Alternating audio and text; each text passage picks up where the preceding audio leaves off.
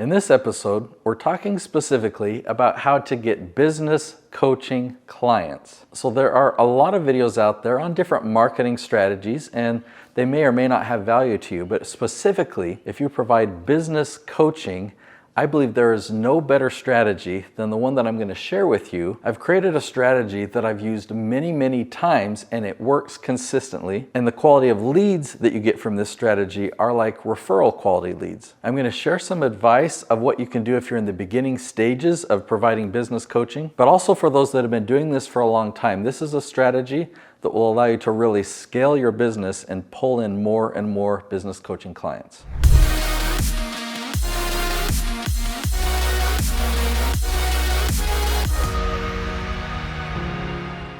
So I'm going to share a lot of practical advice from personal experience and from experience of the clients that I've worked with. All of my clients provide coaching. So I work with real estate coaches, with parenting coaches, and everything in between. So let's dive right in. The first tip that I want to give to you is to offer business coaching to one or two clients for free, right? You need a track record of success. We're not going to be offering hourly coaching or consulting. Maybe that's what you thought you were going to be offering, and I just want to throw that option out. The more you get used to offering coaching that way, the harder it's going to be to transition, and I suggest right from the beginning, just don't offer hourly coaching. So instead, take two people. You're going to offer coaching to them for free. Now, these need to be your ideal clients.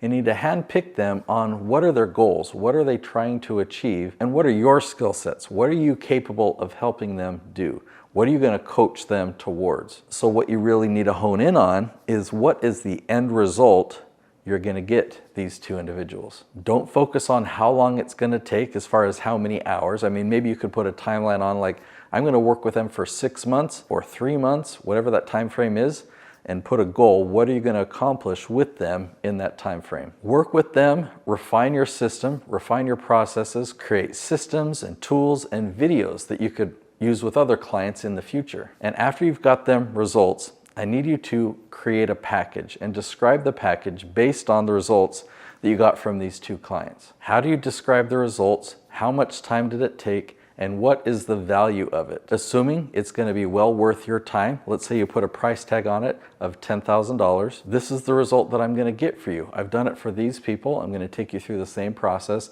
and this is what that outcome will cost. So now you've got a coaching system down. Let's talk about how to get business coaching clients. So I have a 9-step process here that I'm going to guide you through. We're going to start here with step number 1, find a specific question.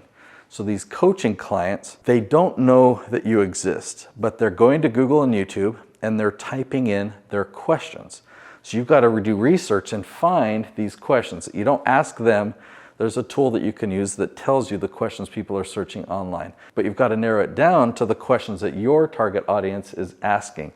Okay, then you've got to outline the answer to the question. It's going to be about 10 to 12 minutes of content. Now, trust me on this. We're not talking about making shorts or TikTok videos. We're not talking about half-hour-long content on YouTube, which is really trending well right now. We're talking about a 10 to 12 minute answer on average. Some episodes might be 7 or 8 minutes. Some episodes might be 15 minutes. Shoot for an average of 10 to 12 minutes. And again, we're not writing a script. I told you to outline the talking points. Now I'm going to combine steps 3, 4, and 5 as recording your video. You do want to record your video in 3 different stages. Your intro with your hooks, your content itself, this is the easy part, and your call to action. Don't forget the intro and the call to action. In fact, if you have to do this in multiple takes so that you can get it right, you've got to create curiosity so that people will watch to the end. And you've got to have a call to action where you give away a free gift so that people become a lead. There's no point in doing any of this if you skip any of these steps. Okay, so I'm going to abridge the rest of these. You can see it here. You've got to create a thumbnail. You've got to launch the episode with the question as the title. Okay, we're going to focus on this: email, nurture, and your sales funnel. Let's come back over here. So this whole time, you haven't been talking about your program. You haven't sold them anything. You've just been answering their question. But now that they're on your email list, you're inviting them to have a personal conversation. And what is it that you're going to talk to them about? You're going to ask them where they are, find out what their goals are, and see if the results that they want match what you've done for the first 2 clients. The clients that you gave away your coaching for free so you could achieve a result. Now here's what's cool.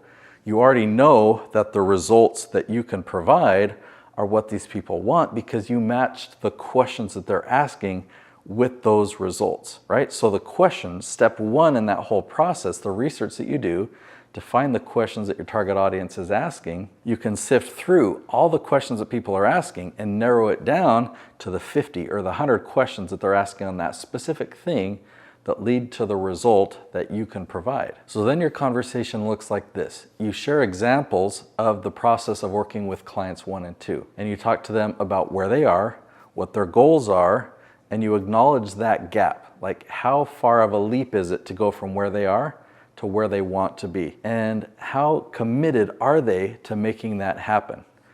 Can they do it on their own? You have to acknowledge that gap. They are where they are because they don't know how to get beyond that, and you know how to get them to their goal, to where they want to be. So if you can acknowledge that there is a gap there, and if they're really committed to making it happen, then when you present a program and say, look, I helped this person do it, I helped this person do it, here's the steps that I took them through, and I feel like you should take those exact steps, here's the program, it's $10,000. You may be tempted to sell a lot of the features, like talking to them specifically about all the steps. Yeah, we're gonna go through this, I'm gonna give you this assignment, I'm gonna have you do this, then we're gonna have this call.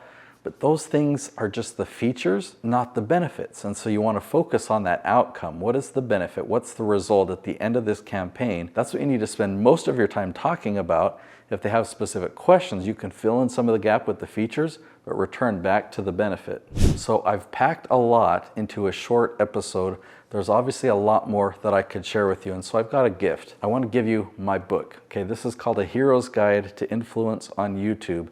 Everyone that I feature in here is a coach, and we've leveraged YouTube to generate leads for their business. I take you behind the scenes, I take you through all the steps that we did on all these channels, and I packaged it in a way so that you could apply it in your own business. If you go to natesyoutubebook.com, all I ask from you is you pay the shipping and the printing cost, but no profit to me. This is my gift to you.